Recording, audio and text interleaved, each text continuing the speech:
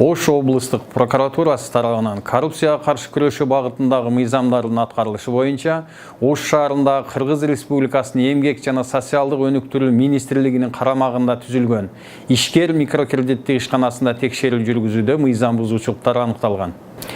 Аталган ишкананын кызматкерлери 2010-2018 жылдардын аралыгында кызмат абалдарынан кыянаттык менен пайдаланышып, насыя алган жарандар кайтарып төлөгөн акча каражаттарын системалуу түрдө өздөрүнө ыйгарып алышкандыгынын натыйжасында мамлекетке болжол менен 11.382.910 сом өлчөмүндө материалдык зыян келтирилген. Текшерүүнүн жыйынтыгында Ош облыстык прокуратурасы тарабынан 2019 жылдын 21 майында чогултулган материалдардын негизинде аталган факты боюнча Кыргыз Республикасынын Жазык кодексинин 320 беренесинин 2 бөлүгүндөгү кызмат абалынан кыянаттык менен пайдалануу кылмыштын белгилери менен кылмыштардын жана жооруктардын бирдиктүү реестрине катталып, сотко чейинки өндүрүш ишин жүргүзүү үчүн тергөө органдарына тапшырылган.